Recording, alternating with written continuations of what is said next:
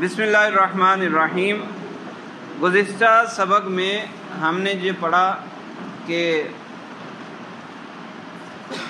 کسی شخص نے مکیلی موزونی چیز کو کیل کے طور پر خریدا تو آگے بیچنا یا آگے استعمال کرنا تب تک درست نہیں ہے جب وہ خود یا تو خود کیل کر لے یا بیع کے بعد اس کے سامنے کیل ہوا ہو۔ تو پھر اس پر ایک سوال تھا کہ یہ جو ہم نے کہا کہ اگر اس کے سامنے بھی کیل ہو گیا تو ایک ہی کیل بائع کے لیے بھی اور مشتری کے لیے بھی کافی ہوگا۔ تو اس پر سوال کہ حدیث پاک میں تو بائع اور مشتری دونوں کے سا کا ذکر ہے۔ حدیث پاک میں تھا نا ساؤل بائع اور ساؤل مشتری، تو اس پر سوال ہوا کہ حدیث میں تو دونوں کا ذکر ہے، تو یہاں تو آپ ایک ہی سا دونوں کے لیے مان رہے ہو۔ تو اس کا جواب دیا تھا کہ محمل الحدیثی اجتماع الصفقتین، حدیث کا اصل محمل وہ ہے کہ جہاں دو صفقے پائے جائیں، دو صفقے پائے جائیں تو وہاں پر بائع اور مشتری دونوں کا الگ الگ سا ضروری ہے۔ علامہ نبین فی باب السلم انشاءاللہ تعالی، جو ہم باب السلم میں ذکر کریں گے۔ تو باب السلم میں اس کا مسئلہ یوں ذکر ہے کہ بیع سلم ہوتی کیا ہے؟ پیسے پہلے دے دیے جائیں، ثمن پہلے دے دیا جائے اور مبیع بعد میں ملتا ہے، وقت مقرر کر لیا جاتا ہے کہ اس وقت یہ مبیع ملے گا۔ تو ایک شخص نے دوسرے سے بیع کی، اس نے کہا کہ مجھے اتنے من گندم چاہیے،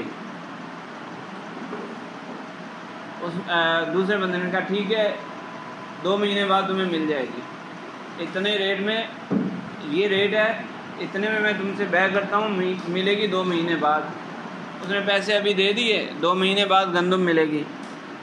2 مہینے بعد کیا ہوا کہ جس نے مبیع دینا تھا جس نے، یوں کہہ لیں کہ زید نے عمر سے خریدی گندم، زید نے عمر سے گندم خریدی، عمر نے کہا ٹھیک ہے میں تمہیں 2 مہینے بعد دے دوں گا، پیسے ابھی لے لیے۔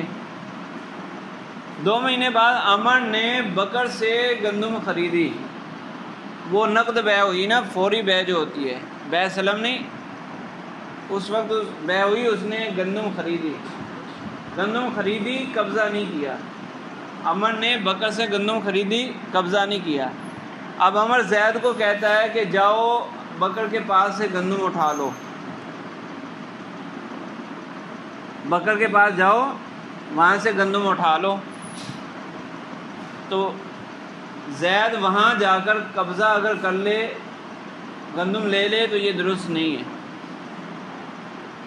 لیکن اگر عمر یوں کہے کہ تم جاؤ بکر کے پاس، میری طرف سے اس گندم پر قبضہ کرو، پھر تم اپنے لیے قبضہ کر لو،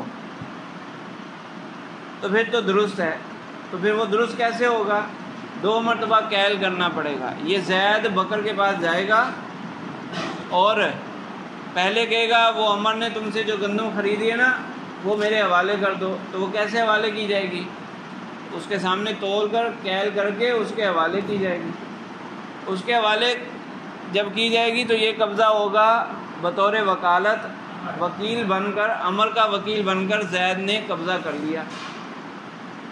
اب زید نے اپنا قبضہ کرنا ہے تو دوبارہ کیل کرے گا، دوبارہ کیل کر کے پھر اپنا قبضہ کرے گا تو درست ہوگا۔ تو یہ 2 کیل ضروری ہے، ایک ہی بندہ 2 دفعہ کیل کر رہا ہے تو حدیث میں اس کا ذکر ہے۔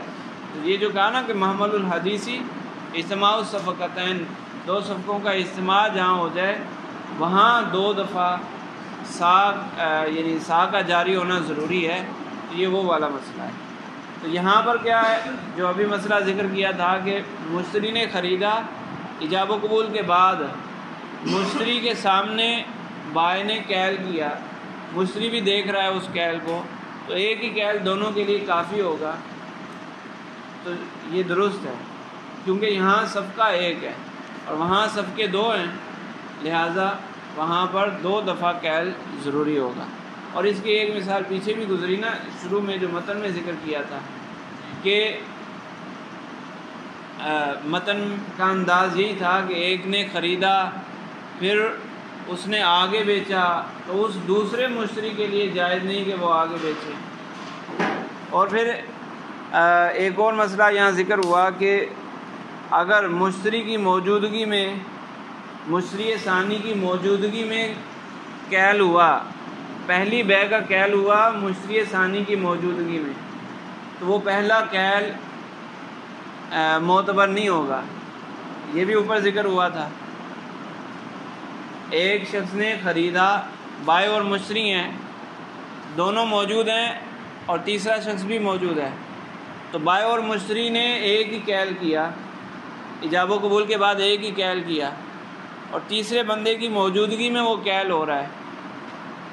پھر یہ جو مشتری تھا یہ اس تیسرے بندے کو بیچتا ہے، وہیں پر بیچ دیتا ہے، تو یہ بیچنا اس شخص کے لیے استعمال کرنا درست نہیں ہوگا جب تک وہ نیا کیل نہ کر لے، اگرچہ اس کی موجودگی میں کیل ہوا ہے لیکن نیا کیل ضروری ہے کیونکہ صفقہ تبدیل ہو گیا۔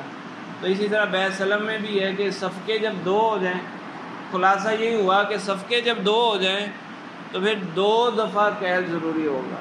اگر صفقہ ایک ہے تو ایک ہی کیل کافی ہوگا۔ بیع تبدیل ہو جائے، سودا صفقے کا مطلب سودا ہوتا ہے نا، یعنی بیع ایجاب و قبول تبدیل ہو جائیں، دو متعدد ہو جائیں، دو ہو جائیں، صحیح ہے۔ اگر مبیع میں تبدیلی آ جائے تو اس کے بعد بھی مشتری ثانی کے لیے یہ بات ضروری ہے کہ وہ اس کے آگے بیچنے یا استعمال سے پہلے، مطلب مثال کے طور پہ ایک بندہ ہے، اس نے ہول سیلر سے مال خریدا، ہاں ایک چینی کی پوری ہاں 50 کلو، ہاں اب وہ آگے بیچ رہا ہے ریٹیل کے طور پہ، ہاں وہ 5 کلو کے حساب سے بیچ رہا ہے، تھوڑی تھوڑی بیچ رہا ہے، تو اب جو مشتری ثانی ہے اس ریٹیل والا اس کے لیے اپنی ضروری ہے کہ وہ آگے بیچ دے یا پھر استعمال کرے۔ اگر اس کے سامنے تولا گیا ہے تو یہ آگے ایسے ہی بیچ سکتا ہے، لیکن اگر اس کے سامنے نہیں تولا گیا تو پھر اس کو استعمال کرنے اور تولنے کے لیے، استعمال کرنے اور آگے بیچنے کے لیے تولنا ضروری ہو۔ یعنی اس طرح عموماً ایسا ہوتا ہے کہ دکانوں میں ترازو بھی جس طرح ہاں ایسا رکھا ہوتا ہے وہ نہیں کرتا، اس کے لیے استعمال کرنا ضروری ہے جو کہ عام دکان سے۔ ہاں، عام دکان سے آپ جب چیز لیتے ہیں تو اس مسئلے کے مطابق جب ترازو سامنے، بہت ساری دکانوں پر ترازو سامنے بھی ہوتا ہے، بعض اوقات آج کل جو الیکٹرک ترازو ہیں اس میں وہ جو مین حصہ وہ پیچھے بھی ہوتا ہے، تو ڈیجٹ والا حصہ الگ سے وہ سامنے بھی لگا دیتے ہیں، تو اگر ایسا ہے تو پھر تو درست ہے۔ لیکن اگر جو چھوٹی دکانیں جہاں اس طرح کا سسٹم نہیں ہوتا، پیچھے رکھا ہوا ہے ترازو، پیچھے رکھا ہوا ہے اور آپ کو نظر نہیں آ رہا، تو اس مسئلے کی روح سے تو گھر میں لے جا کر اس کا کیل کرنا ضروری ہوگا، تولنا ضروری ہوگا۔ آج کل کیل تو نہیں ہوتا، وزن ہوتا ہے، لیکن موجودہ دور میں مسئلہ ایسا نہیں ہے، احتیاطاً تولنا، تقویٰ کی بنیاد پر تولنا بہتر ہے۔ اگر کوئی تقویٰ اختیار کرنا چاہتا ہے، بچنا چاہتا ہے تو وہ تولے، اور فتویٰ آج کے دور میں یہی ہے کہ بغیر تولے بھی استعمال کیا جا سکتا ہے۔ اس میں جو نہیں ہے یہ کون سی نہیں ہے، ایک ہوتا ہے نا حرام کر دینے کے لیے، حرام نہیں، حرام کے لیے تو دلیل، جو دلیل ہوتی ہے، دلیل وہ الفاظ ذہن میں نہیں آ رہے، قطعی دلیل چاہیے، قطعی ثبوت، قطعی دلالہ دلیل چاہیے نا، حرام ثابت کرنے کے لیے قطعی ثبوت، قطعی دلالہ دلیل چاہیے۔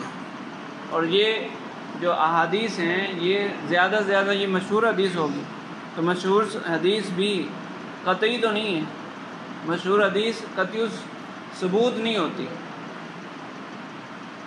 مشہور حدیث بھی قطعی ثبوت تو نہیں ہوتی، تو اس سے مکروہ تحریمی تو ثابت ہو جاتا ہے لیکن حرام ثابت نہیں ہوتا، زیادہ سے زیادہ جو ثابت ہوگا تو وہ مکروہ تحریمی ثابت ہوگا، صحیح۔ وَلَوِ اشْتَرَى مَعْدُودًا، جی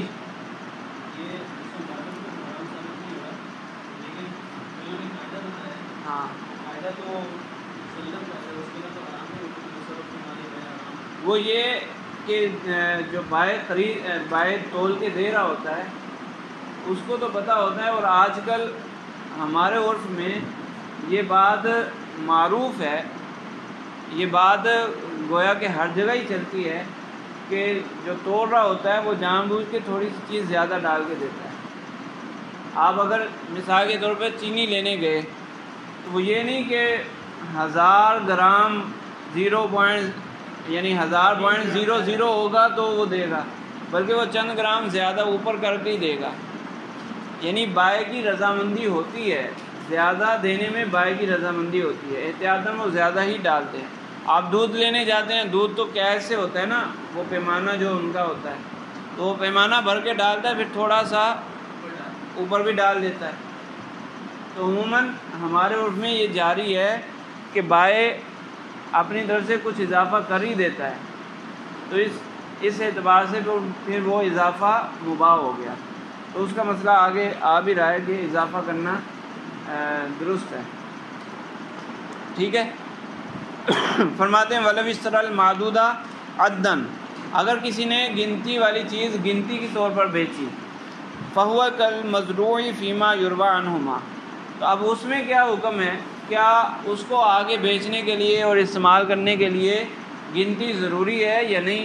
تو صاحبین سے جو روایت ہے وہ یہ ہے کہ یہ مزروع کی طرح ہے، کپڑے میں اس کو ناپنا ضروری نہیں ہوتا، تو اسی طرح گننا بھی ضروری نہیں ہے، لِأَنَّهُ لَيْسَ بِمَالِ رِبا، کیونکہ اس میں یہ جو ربوی اموال میں سے نہیں ہے، معدودی چیزیں ربوی اموال میں سے نہیں ہیں، لہذا ان کو گننا ضروری نہیں ہوگا۔ وَكَالْمَوْزُونِ فِيمَا يُرْوَى عَنْ أَبِي حَنِيفَةَ رحمہ اللہ، جبکہ امام اعظم رحمہ اللہ کے نزدیک اگرچہ یہ اموال ربویہ میں سے نہیں ہے، پھر بھی ان کو گننا ضروری ہوگا، لِأَنَّهُ لَا تَحِلُّ لَهُ زِيَادَةُ عَلَى الْمَشْرُوطِ، کیونکہ یہاں ربا کا تعلق نہیں ہے، یہاں ہے ایجاب و قبول کرتے ہوئے کتنی گنتی ذکر کی تھی، 1 درجن بولا تھا، تو اب 1 درجن کی بجائے وہ 13 نکل آئے، تو وہ مشروط سے زیادہ ہو گیا، تو مشروط سے زیادہ استعمال کرنا یہ درست نہیں ہے۔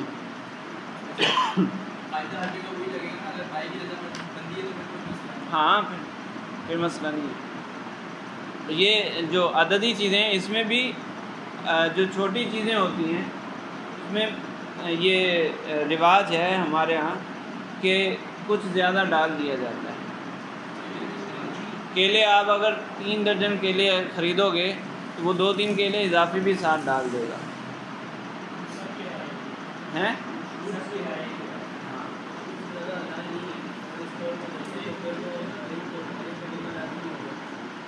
ہاں، تو امام اعظم رضی اللہ عنہ سے روایت یہی ہے نا کہ گننا لازم ہوگا۔ مفتوی کو تو جب مکیلی موزونی میں نہیں ہے، لازم نہیں رہا اب، تو یہاں پر بھی لازم نہیں ہوگا۔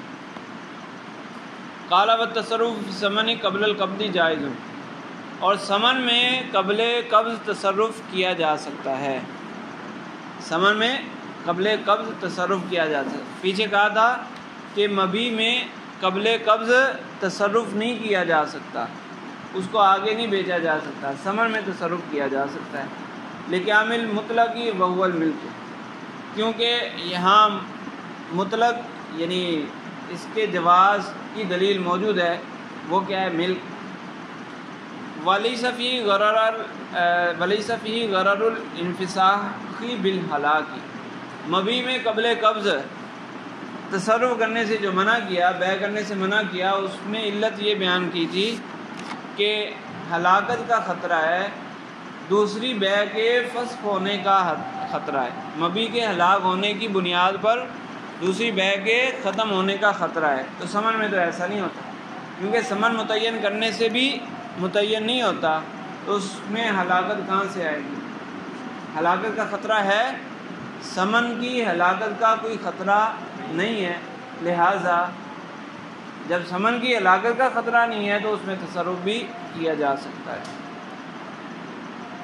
لِعَدْمِ تَعَيُّنِهَا بِالتَّعْيِين، کیونکہ معین کرنے کے بعد بھی وہ معین نہیں ہوتا، تو اس میں ہلاکت نہیں پائی جائے گی، لہذا اس میں تصرف کیا جا سکتا ہے، بخلاف المبیع، برخلاف مبیع کے کہ وہ مبیع متعین ہوتی ہے۔ جی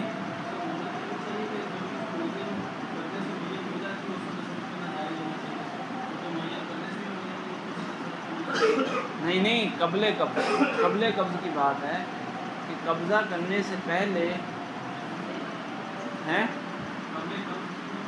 قبل قبض کی بات کرنی تو نہیں، عقل کے مطابق بھی یہی ہونا چاہیے کہ جو متعین ہو جاتی ہے اس میں تصرف نہیں ہونا چاہیے. متعین ہو گئی تو اس کا مطلب تصرف جو آگے کرے گا وہ تعین کے اعتبار سے تصرف کرے گا. تو اگر وہ ہلاک ہو گئی تو وہی دینا لازم تھا، ہلاک ہو گئی تو کیسے ادا کرے گا؟ جو متعین نہیں ہے تو اس کا کوئی جہت ہوتی ہے نا، جیسے پیسے ہیں تو اس میں گنتی ایک مقدار ہوتی ہے نا، تو مقدار تو ادا کی جا سکتی ہے. 1000 روپے ہیں تو 1000 روپے تو کسی بھی شکل میں ادا کیے جا سکتے ہیں نا.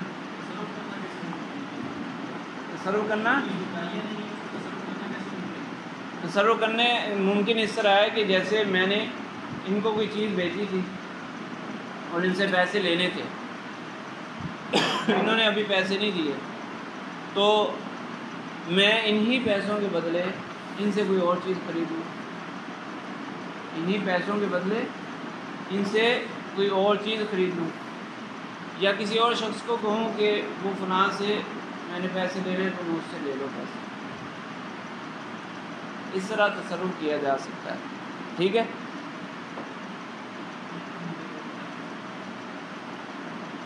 قال ويجوز للمشتری ان يزيد للبائع في الثمن.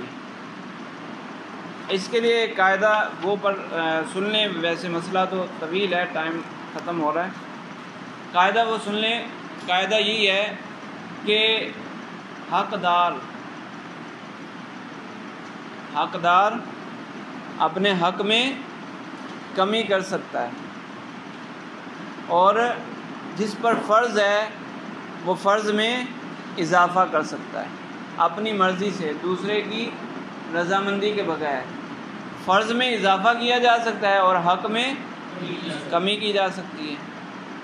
جو دینا ہے اس میں اضافہ کیا جا سکتا ہے، جو لینا ہے اس میں کمی کی جا سکتی ہے. بس اس قاعدے کی بنیاد پر پھر مبیع اور ثمن میں، مبیع میں اضافہ، مشتری جو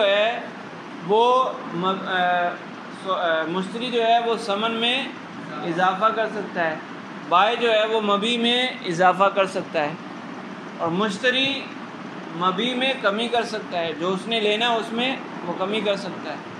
ٹھیک ہے. اسی طرح بائع ثمن میں کمی کر سکتا ہے. تو یہ قاعدہ ہے کہ حقدار اپنے حق میں کمی کر سکتا ہے اور اپنے جس پر فرض ہے وہ اپنے فرض میں اضافہ کر سکتا ہے. تو اسی بنیاد پر آگے مسائل ہیں. ٹھیک ہے.